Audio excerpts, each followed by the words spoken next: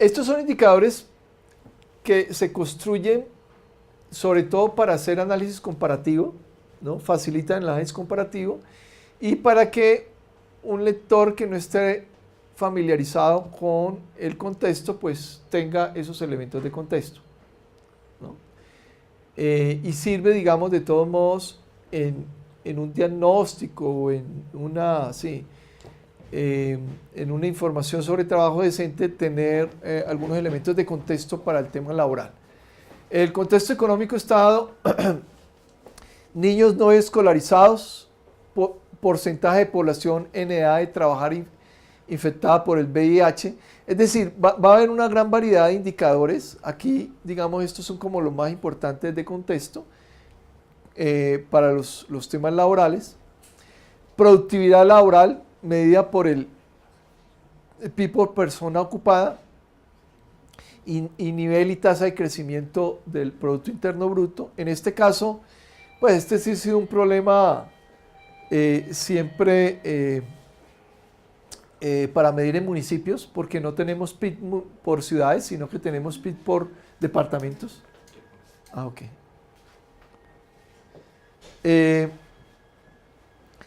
Entonces, este es un indicador de contexto muy importante. Nosotros podemos sacar, pues, las cuentas nacionales.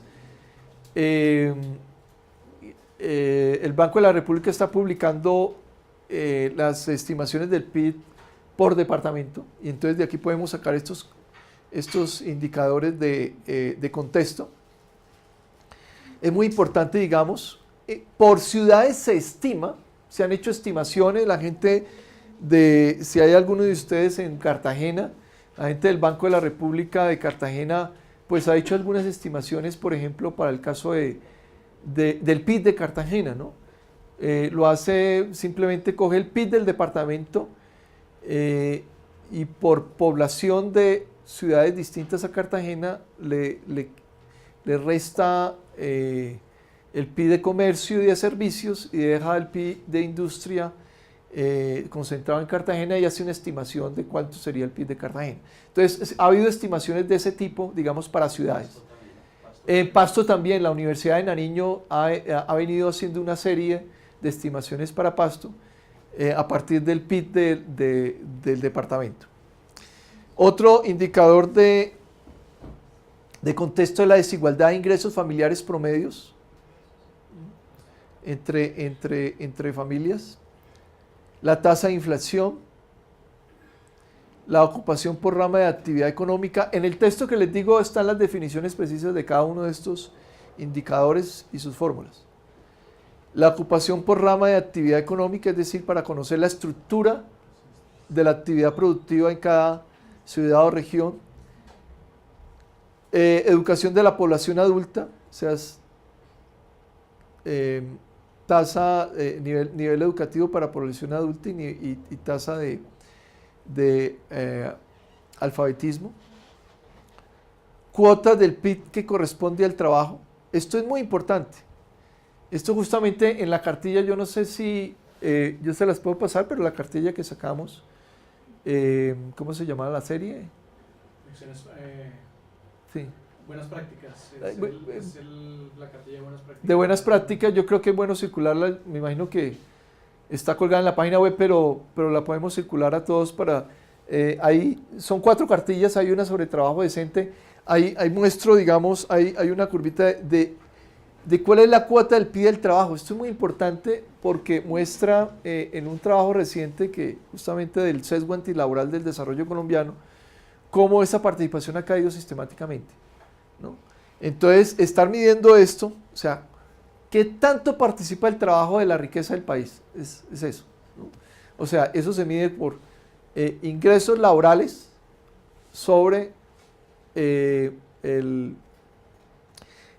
puede calcular sobre el valor agregado total del país o sobre el PIB, como se quiera medir. Entonces, ahí estas estimaciones las hemos hecho, ¿no? Ahora, hacerla a nivel territorial, yo realmente no he visto un estudio en ese sentido, pero podría hacerse, ¿no? O sea, podría perfectamente hacerse con la misma metodología, pero con datos de cuentas departamentales, digamos, ¿no? de Producto Interno Bruto. Y ya el contexto económico, el PIB real per cápita en dólares, que eso siempre ha sido un indicador muy cuestionado, pero que da una idea general de cómo está la actividad económica, la proporción de mujeres ocupadas por rama de actividad, la desigualdad de salarios promedios y las medidas de pobreza que se tengan para las distintas medidas de pobreza que puedan haber. Hoy en día tenemos ya la pobreza multidimensional. Entonces, estos son indicadores de contexto. Bueno, finalmente tenemos los indicadores adicionales, que básicamente son indicadores complementarios, y ahí tenemos también amplia posibilidad en algunos de ellos. Cada país o distintas programas, como en Brasil, como en Argentina, han creado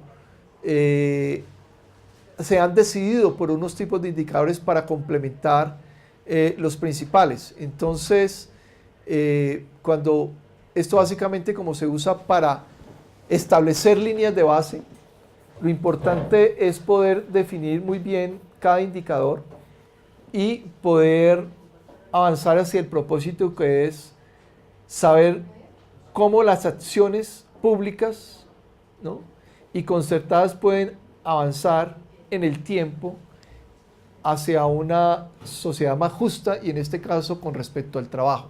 Entonces, lo importante es poder crear las líneas de base que permitan medir y relacionar la acción, la política pública con la evaluación, con el seguimiento y la medición. Y ahí entonces es lo que vamos a ver mañana. Tenemos que hacer un esfuerzo bastante importante, pero que ya hay ejemplos y que es posible hacerlo para el caso de trabajo decente. Bueno, los indicadores, los voy a mencionar rápidamente. Los indicadores adicionales están de nuevo agrupados por oportunidades de empleo, ingresos adecuados, horas de trabajo decente, trabajo que debería abolirse, estabilidad de seguridad del trabajo, igualdad de oportunidades, entorno de trabajo seguro y seguridad social. En oportunidades de empleo son los indicadores clásicos, ¿no?, aparte de los que ya teníamos. Tasa de actividad laboral, tasas de desempleo juvenil. Les repito, todos estos indicadores, si los ORMES quieren hacer estudios para sectores específicos de población, entonces hay que hacer los cruces con las variables adecuadas, sea edad, sea sector económico, en fin, siempre y cuando las encuestas permitan y las fuentes de información permitan hacer dichos cruces. Desempleo, ocupación por categorías ocupacionales, proporción de trabajadores por cuenta propia y trabajo familiares en la ocupación total, proporción de asalariados en la ocupación no agrícola, ¿no? Es muy importante, y creo que para el sector rural hay unas preguntas específicas sobre temporalidad, retomando la pregunta que tú hacías en un comienzo, para mirar cuál es la temporalidad en determinadas regiones o sectores en el caso del trabajo agrícola. En el caso de los ingresos está remuneraciones medias por hora en ocupaciones seleccionadas, salario real en medio, salario mínimo como porcentaje del salario medio, índices. Todo esto va a depender de en dónde queramos hacer énfasis y dónde queramos poder hacer seguimiento, ¿no?, de acuerdo a la estructura de ingresos en una región específica. El índice de salario de la industria manufacturera, digamos, el tema de la manufactura es importante como sector jalonador, digamos, en muchas regiones. Entonces, a veces indicadores adicionales específicos para la industria. Esto se conjura con lo que se llama los indicadores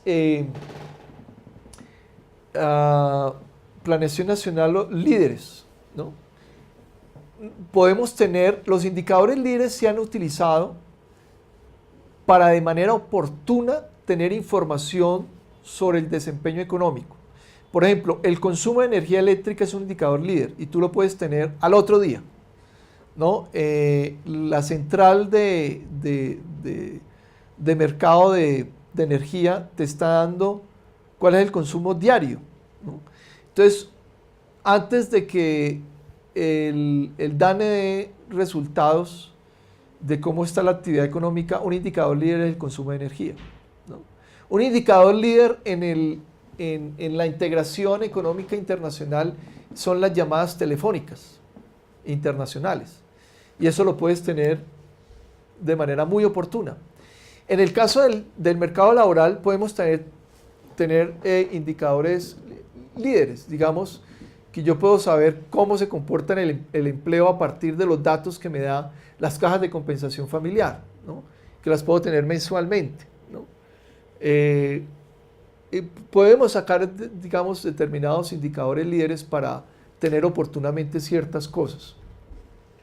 Entonces, en el caso de la industria manufacturera, aunque la secuencia de la información es muy parecida a las encuestas de hogares, de todos modos, sí nos brindan las posibilidades de cómo un buen desempeño en la industria en un tiempo puede jalonar la economía hacia el futuro. Entonces podemos, digamos, proyectar hacia el inmediato futuro los resultados favorables o desfavorables que pueda tener la industria manufacturera en algunas regiones. Asalariados que han recibido capacitación recientemente, el tema hay una pregunta específica en la encuesta para eso. Ocupados según horas habitualmente trabajadas. Horas anuales promedio de trabajadas por persona ocupadas. Tasa de subempleo por insuficiencia de horas. Mire, ese es el tema de los indicadores de las jornadas laborales. No lo hemos utilizado mucho. Y ahí tenemos un gran potencial porque estos indicadores tienen sus más y sus menos, ¿no? Y hay que darles una adecuada interpretación. Un incremento en las horas trabajadas puede significar un elemento favorable para el trabajador o no. Entonces, si hay subempleo visible por horas trabajadas, uno pensaría que el aumento de las jornadas laborales mejorarían o reducirían ese subempleo visible, ¿cierto? Pero en otros casos puede significar deterioro del trabajo. En el caso, por ejemplo, de las mujeres, las brechas de jornadas de trabajo remuneradas que capta la encuesta de hogares, la gran encuesta integrada, muestra un incremento de brechas. O sea, los hombres trabajamos más horas a la semana y las mujeres menos. Eso ha sido una tendencia del 2002 hasta hoy, con la reforma que hubo al principio del gobierno de Uribe. Y eso, entonces, habría que saberlo interpretar, ¿no? Entonces, ¿qué es lo que pasó? No sé si en los últimos años se ha dado porque no lo he medido, pero por lo menos hasta hace unos pocos años, esa brecha se aumentaba y tiene que ver con, digamos, cierto retroceso en la división sexual del trabajo. Las mujeres se vinculan más a trabajos en servicios y comercio por jornadas más cortas. ¿Para qué? Para hacerlas compatibles con el trabajo doméstico no remunerado. Mientras los hombres nos quedamos más tiempo en la oficina o tenemos otros trabajos, ¿cierto? Hacemos talleres aquí, o sea, ahí se comienzan a abrir esas brechas de jornadas de trabajo, pero hay que darles una interpretación adecuada y dependiendo del sector económico en que se trate, ¿no? Entonces es interesante verlo por servicios, saber qué está sucediendo. Y poder darle una interpretación si puede ser positivo o si puede ser negativo para un trabajo decente. Entonces, para trabajadores que tienen jornadas largas, pues puede ser negativo. Para trabajadores que tienen subempleo, puede ser positivo, ¿no? Esto lo hemos discutido con Hugo López, justamente el cómo se puede interpretar y cómo las estadísticas pueden contribuir a informar o no adecuadamente la política pública.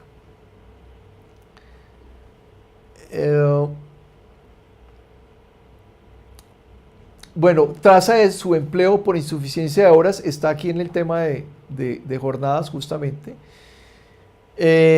Y el trabajo infantil peligroso, que es un indicador específico, ya que no es la tasa de participación laboral infantil, sino que esta es ya de identificar los sectores económicos y las actividades en que pueden trabajar los niños. Esto creo que lo está dando ya la encuesta de trabajo infantil de manera específica. Otras peores formas de trabajo infantil diferentes al trabajo peligroso. Tasa de trabajo forzoso. Al respecto, pues no tenemos estadísticas directas, ¿no? Eso es algo que se puede construir a partir de determinados sectores y un diagnóstico ya más cualitativo que permita sustentar un indicador específico de estos. Tasa de trabajo forzoso entre los migrantes regresados. Esto para algunas ciudades o para algunos países es significativo. Estabilidad y seguridad en el trabajo. Aquí hay unos indicadores que son importantes, como la antigüedad en el trabajo, ¿no? La antigüedad en el trabajo también tiene mucho de ancho y de largo. Digamos, en general se considera como un elemento positivo de estabilidad laboral para el trabajador, ¿no? Y esto, digamos, los estudios que se hacen macro, en el sentido de ver antigüedad y productividad, generalmente genera una correlación positiva. Hay un estudio que hace Marta, Argentina, Marta, se me escapa ahora el nombre, ya hace un análisis de productividad y antigüedad en el trabajo y de productividad e innovación. Marta Novik, para Argentina, y muestra estas relaciones positivas. Pero en algunos casos, si uno lo ve desde el punto de vista de las empresas o de ciertas organizaciones, puede que la antigüedad no conduzca necesariamente a una mayor productividad. Pero desde el punto de vista del trabajo en general, la estabilidad es un elemento positivo para el trabajador y es un elemento importante del trabajo decente. Tasa de trabajadores de subsistencia, ingresos reales de los trabajadores ocasionales, brecha salarial de género, que está como un indicador adicional, complementario, proporción de mujeres en ocupaciones asalariadas del sector no agrícola, etcétera. Ahí vemos entonces indicadores adicionales y pueden haber muchos más. Aquí concentramos incluimos pues unos que se pueden medir para el caso colombiano en general. Acá uno de los indicadores tiene unas fichas. Estas fueron las fichas estas fichas no están ahí en la publicación, pero las construimos para cada uno de los indicadores. Hay una nomenclatura que es la nomenclatura que usaba el código de la OIT, ¿no? Entonces esto le da, digamos, decir, este es igual aquí, ¿no? Y en cualquier otra parte son indicadores, digamos, que las estadísticas laborales se han venido estandarizando en todo el mundo y permiten esa comparabilidad. Entonces se identifica el código, el tema, la clase de indicador principal, nombre, tasa de ocupación, objetivo del indicador, tasa de ocupación, proporciona la información sobre la capacidad de la economía para generar empleo, tipo de indicador, tasa, puede haber indicadores que pueden ser distintos a tasas, fuente de identidad responsable de desagregación geográfica, desagregación temáticas, frecuencia de cálculo, entidad encargada de recoger los datos, método de cálculo. Entonces viene la fórmula, en algunos casos esta se hace bastante compleja. Guías de interpretación, cómo leer el indicador. Y observaciones.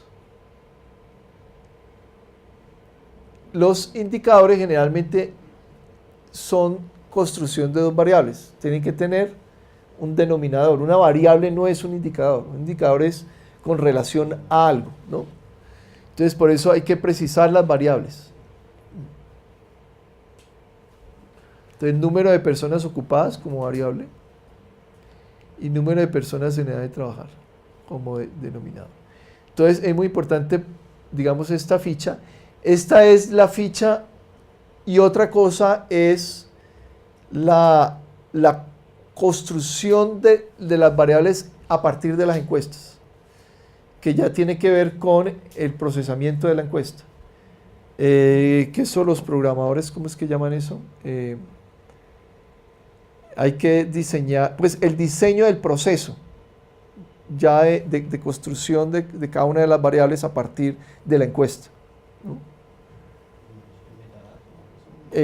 No, es el diseño del proceso, es cómo lo diseño, cómo hago las multiplicaciones y todo, ya el diseño del proceso de construcción del indicador, propiamente. ¿Todos los indicadores tienen esta ficha? Sí, todos los indicadores tienen esta ficha y tienen el diseño del procesamiento en la encuesta. Que, claro, a veces la encuesta cambia, de encuesta en encuesta hay cambios, entonces pues quienes trabajan las encuestas tienen que estar mirando eso. Se me fue Carlos, pero la palabra precisa para denominar el diseño de la... Ahorita me acuerdo. Entonces, esta es una ficha de cómo se construye la ficha para dejar explícito, digamos, en cada caso. Entonces, en algunos indicadores es muy estándar, en otros va a haber variaciones, por supuesto, dependiendo de la fuente de información. A esto me refiero. Este es el otro elemento de la ficha técnica. Aquí está cómo se construye la variable en cada caso, ¿no? Entonces, la pregunta 60-40 es los mayores e iguales a 12 años y la pregunta tratada de uno, para que quede muy especificado, ¿no?, cómo se construyen los indicadores, ¿no? Y aquí están las preguntas específicas de cada una de las variables para que no haya, digamos, ambivalencias en la construcción del indicador, porque a veces nosotros construimos un indicador y resulta que nos daba distinto a como lo tenía el DANE. Bueno, aquí vienen ya un poco cómo se calculaban Bogotá, grandes ciudades, y resto, ¿no? Y resto es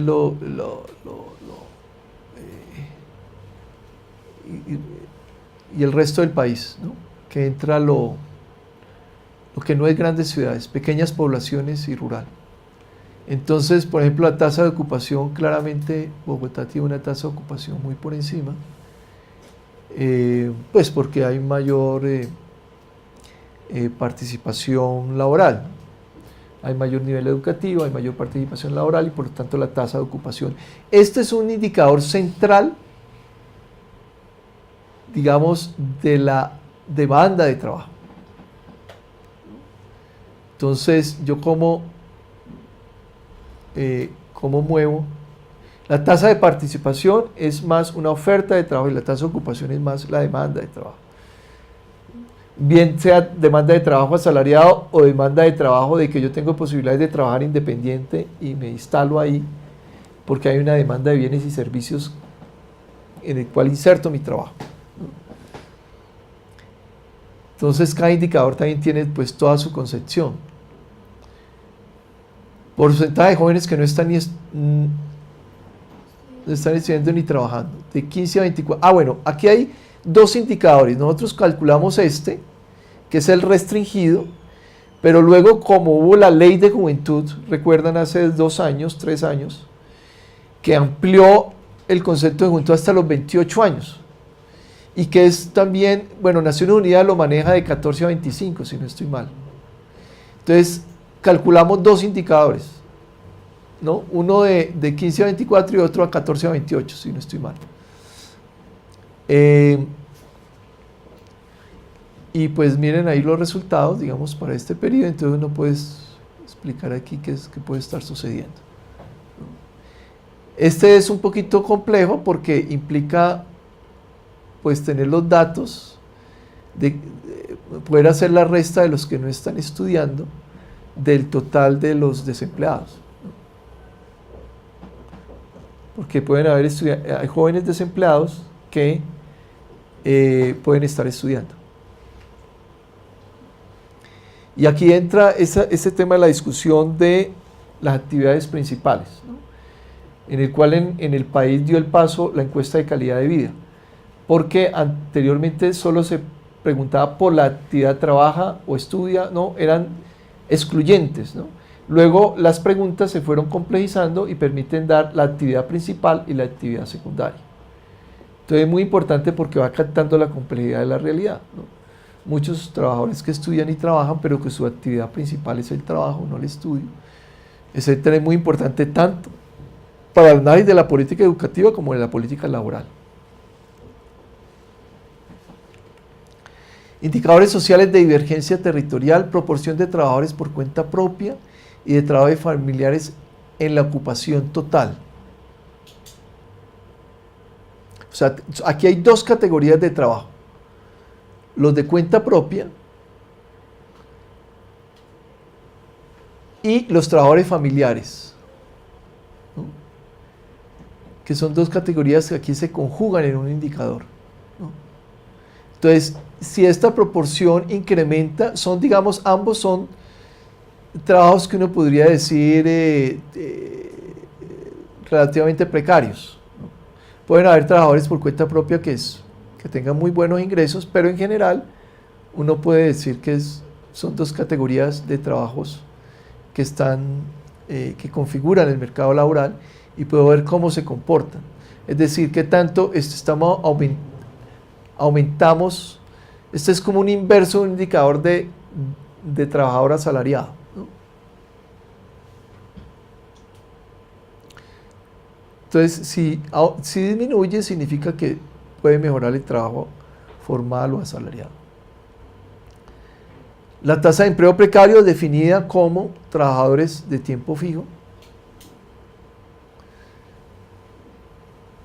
Fíjese que en el corto plazo estas variables a veces muy poco cambian. Entonces usted, ¿cómo va a evaluar con este indicador una administración municipal o departamental?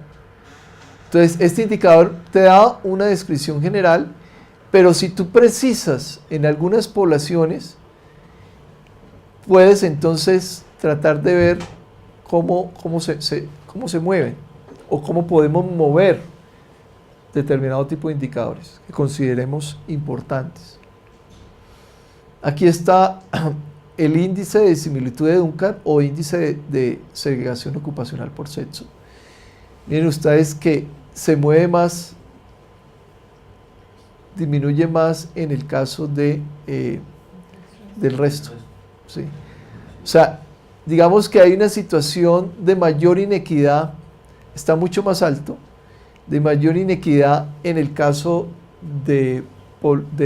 a diferencia de las grandes ciudades, del urbano.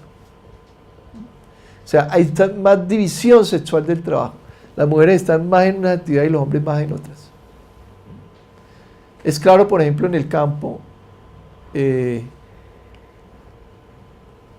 las actividades propiamente del campo no están mucho las mujeres, ellas están más en las actividades alrededor del hogar, que pueden ser productivas. En el caso del café, por ejemplo, todo el beneficio del café. Ellas no van a la plantación, pero sí a veces están en el beneficio del café, ¿no? En todo lo que es el lavado, etc. Pero esto no lo teníamos para Colombia. Este indicador de índice de Duncan nunca lo habíamos estimado para Colombia. Yo me puse a ver y realmente nunca se había hecho esto, y me parece que es importante, ¿no? Saber que lo tenemos, que no es tan bajo y que se mueve muy poco. Se mueve muy poco. Por ejemplo, si uno lo ve a largo plazo, uno puede ver en el sector salud que hubo un cambio fundamental en los 90s y en los 2000, con la entrada masiva de las mujeres en la medicina y en otros servicios de salud, ¿no? Siempre han estado en la enfermería, pero y que puede provocar en el sector financiero. En el sector financiero este índice cayó fuertemente, ¿no? Hay una entrada masiva de las mujeres en el sector financiero en la década de los 90, ¿no? Si ustedes preguntan a sus papás en los 80s y 70s quién lo atendía en el banco, era un cajero hombre. Todavía hay muchos cajeros hombres, ¿no? Pero no había mujeres en los bancos, a no ser que fuera la secretaria del gerente. Pero luego prácticamente se llenó de mujeres con la reconversión tecnológica que tuvo la banca, ¿no? La banca tuvo una reconversión muy fuerte en los 90s. Muy bien, porcentaje de población de 61 más que percibe una pensión. Entonces ahí tenemos un avance, ¿no? Claro, este es un avance en un periodo de, digamos, de relativamente recuperación económica, especialmente en estos 3 años.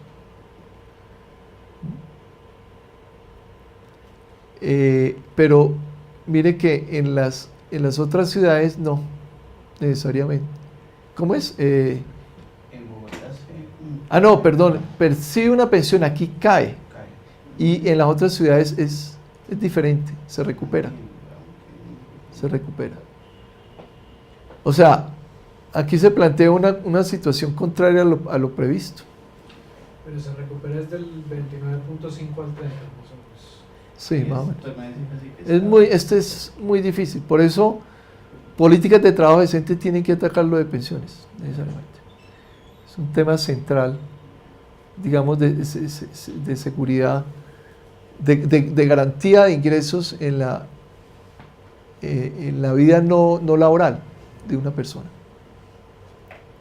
Y pues mire el caso para el resto, es que es insignificante, ¿no?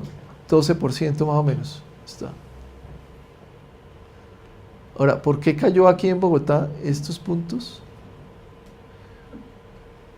Pues es un tema de interés, habría que mirar los nuevos datos a ver cómo se comporta, porque esto es muy significativo, ¿no? Digamos, son 37, como unos 5 puntos, 4 o 5 puntos.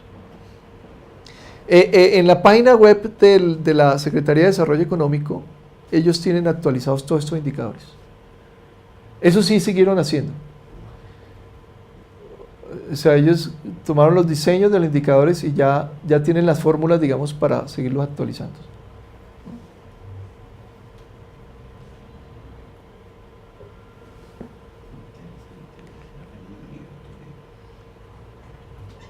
Aquí está la lectura de un año para otro. Entonces, uno lo que puede hacer es señalar qué mejoró y qué empeoró. Y a veces son cosas como muy contradictorias, pero hay que hacerles su debida lectura. Este fue el cálculo que hicimos, digamos, para cada uno de los indicadores principales, de un año a otro. Y poder evaluar. Pero ¿cómo vincular estos indicadores principales a la política pública? Fue un trabajo que no se hizo.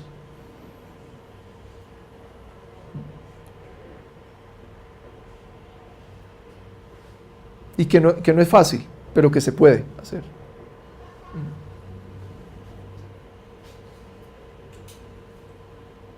Ahora, algunos pueden aumentar y ser positivos, otros pueden aumentar y ser negativos. Entonces hay que dar la lectura de cada uno de los indicadores. ¿Hacia dónde va? Aquí tenemos los demás. Estos no, en ese momento no los teníamos, luego se calcularon. Miren el de igualdad de oportunidades. Aquí segregación estuvo estable. Proporción de mujeres de cargos cayó. Cayó 5 puntos, más de 5 puntos. Y brecha salarial también incrementó la brecha salarial. Esta brecha salarial hay formas de calcularla, ¿no? La mejor es ya con regresiones de tipo minserianas, ¿no? Que es la forma de aislar los temas de... es la brecha de género, como se calcula tradicionalmente la brecha de género, es aislando los factores de experiencia y de educación como lo más determinante en el ingreso. Entonces se aíslan esos factores para estimar lo que no es explicado ni por educación, ni por, sino que es por pura discriminación. Pero otra forma de hacerlo de manera sencilla, que son estas, es simplemente la brecha de los promedios de ingreso por niveles educativos, ¿no? Donde aíslo educación, no aíslo experiencia, pero tomo promedios. Y los promedios dan muy cercanos a los calculados econométricamente, ¿no? Entonces, generalmente se ha movido alrededor de estos para Colombia. Los estudios que se han hecho, la brecha salarial está cerca del 20%. Y claro, varía por niveles educativos. Entonces, fíjense ustedes que pueden haber algunos indicadores positivos, como aquí la tasa de ocupación, mejora la ocupación, el tema de los jóvenes, pero otros que son negativos. Entonces dan digamos, un panorama más complejo de cómo se está comportando el mundo del trabajo.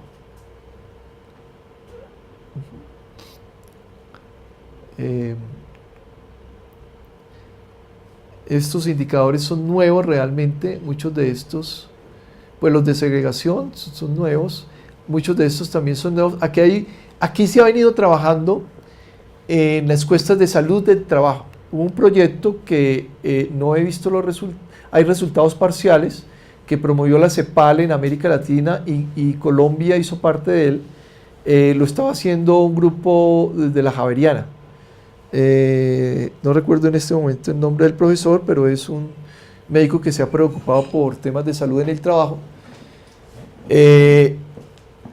en donde han medido estos indicadores de manera mucho más precisa, más amplia, tienen toda una batería de indicadores. O sea, en este campo específico hay trabajos adelantados para Colombia.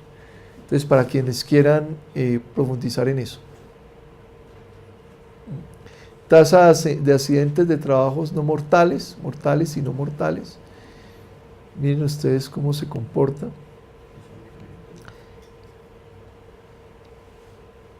Inspección laboral. Bueno, inspección laboral es una cosa institucional que casi no se mueve. Es número de inspectores por cada 10.000 ocupados, ¿no? Entonces, Bogotá tiene relativamente una mejor indicador que el resto del país. Pero es importante, digamos, ahí precisar qué hacen los inspectores, qué cambios hay. Aquí hay un elemento que mañana lo mencionamos institucional, que la OIT realmente, los trabajos son muy, muy pobres en ese sentido. Es decir, hay que trabajar mucho más el tema institucional y los temas de seguridad social. No sé si atendemos unas preguntas o menciono rápidamente el tema institucional. No, menciónalo porque el chat de las preguntas se cerró. Ya. Nos quedan 8 minutos. La idea era terminar a las 12:30, ¿verdad? Sí. Pues básicamente, mañana lo podemos profundizar un poco más, pero básicamente es como cambiar los mercados. Cambiar los mercados es cambiar las reglas de juego que definen cómo se participa en un mercado. Y cambiar los arreglos institucionales es cambiar la forma como interactúan los grupos humanos en este campo particular, ¿no? Entonces, lo que encontré, mañana lo podemos ver en algún detalle, pero es que se habla de la necesidad de mejorar una situación laboral específica, que es afectada por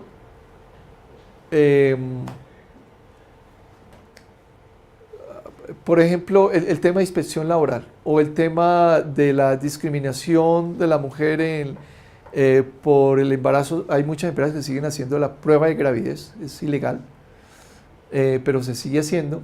Entonces, porque hay cosas que son ilegales, o por ejemplo, empresas que no pagan el mínimo, o los restaurantes que van a emplear una señora y le dice, ¿tiene Sisbén? No, saque el Sisbén y la empleo, ¿no? Y me evito pagar seguridad social.